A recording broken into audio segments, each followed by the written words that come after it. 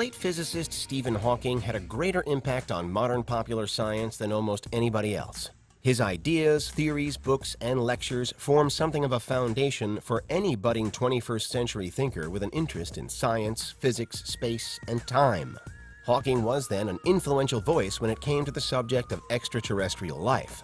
And while the likes of Enrico Fermi, Frank Drake, and Nikolai Kardashev have all helped to shape our understanding of aliens too, Hawking's ideas have pushed our collective knowledge and attitudes further forward.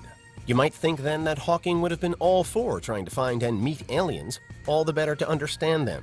But actually, he continually urged caution.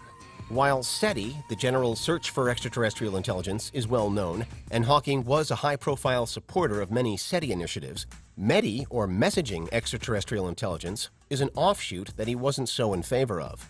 In 2015, during the media launch for the Breakthrough Listen project, which he did in general give his backing to, for example, Hawking warned against any more brazen attempts to alert aliens to our presence, reminding us that in our own history, quote, encounters between civilizations with advanced versus primitive technologies have gone badly for the less advanced, end quote.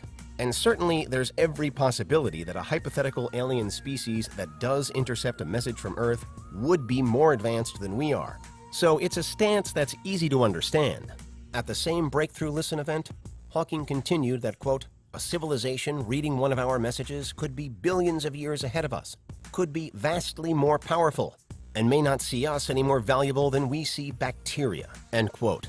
5 years earlier, in an episode of the 2010 Discovery Channel series Into the Universe with Stephen Hawking, he had expressed similar views, suggesting that advanced aliens would perhaps want to, quote, conquer and colonize whatever planets they could reach. Hawking was dedicated to gaining a better understanding of the universe we live in, but when it comes to the predicted others that we might share it with, he didn't necessarily think the best course of action was to call out across the cosmos as though waving our hands in the air, wanting to be seen. Nevertheless, the reality is that that is what we've done before.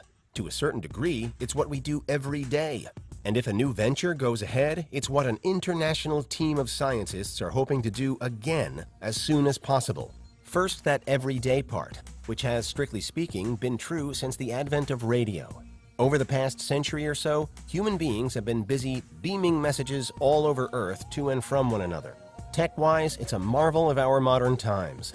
But also, with all these signals firing away all over the place, to and from homes, places of work, cafes, satellites, robots, cell phones, etc., we know that evidence of our existence is steadily leaking out into space. Thanks to the universal limit of the speed of light, there's only so far it can have traveled since we've been producing it, but the information is out there. Next, the we've done it before part, which is a reference to the Arecibo message, an interstellar radio signal sent from Earth via the Arecibo radio telescope in Puerto Rico in 1974. The message was beamed in the direction of the M13 star cluster about 25,000 light-years away, and it contained various pieces of information about Earth, in the hope that were an alien species to receive it, then they'd be able to decode it. Included were a list of our numbers, a representation of a human being, and a representation of the solar system. Although in more recent years, doubt has been cast over whether any alien group could ever really make sense of it. Which brings us to the we're hoping to do it again part. Despite the warnings of Stephen Hawking and others, in 2022, a team of scientists has proposed sending another updated message out into space. Currently known as the Beacon in the Galaxy, it's set to include exact location details for Earth. If it were launched then, and it did successfully reach an alien group, not only would we be alerting them to our general presence, but we'd be telling them exactly where we live. Perhaps unsurprisingly, not everyone is okay with this. But those behind the Beacon in the Galaxy claim to have weighed up the pros and cons, and to have concluded that the potential benefits outweigh the potential risks. So what exactly is the beacon, and what will it include if it is transmitted? Again, it's a radio message, and its contents are very similar to the original Arecibo package. Information about the human form, our DNA, and an open invitation for receivers to respond would all feature. It would also be wrapped up in binary code, and would rely on the universal language of mathematics to make it translatable to others. As the Arecibo telescope of yesteryear is no longer in operation, the plan is to send out the beacon via 2 alternative radio telescopes, one in the United States in California and another in China.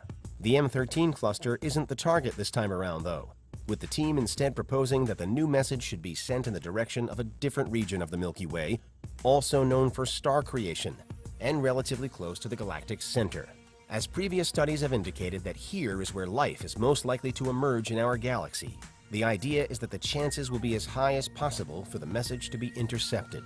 The chances do still appear to be quite low in reality, however. As is so often the case whenever innovative space missions are planned, the sheer size of the cosmos is a major stumbling block. And we know from our efforts toward astronomy on this planet that gazing into and making sense of the universe is an extremely difficult business. There's zero guarantee, then, that this message or any future reiteration of this message will reach an alien race. If it does, then there's no guarantee that that alien race will understand it, especially if you consider the various possibly alien signals we've intercepted in the past, all of which we've more readily explained away as something else other than extraterrestrial life, despite at times not knowing for sure. But finally, if this message were to reach an alien group and they did understand it, and they were advanced enough to reply, then we could still be waiting around for a long time before that reply ever reaches us. That pesky universal speed limit, the speed of light, ensures that any potential conversation between us and aliens could take literally thousands of years to even strike up. This would be a long and drawn-out hello to the point where we or they might not even survive long enough to begin even the start of small talk about things like their home planet, their taste in food, what the weather's like over there, or whether or not they come in peace. If there are dangers to sending out beacon in the galaxy, then it's unlikely that they're immediate ones. So what's your verdict on this proposed venture? Right now, it's a plan that's in the early stages of development, an idea about what our next move in space should be. But the beacon also isn't without precedent. We issued the Arecibo message almost 50 years ago, and so far there have been no takers. But is it only a matter of time?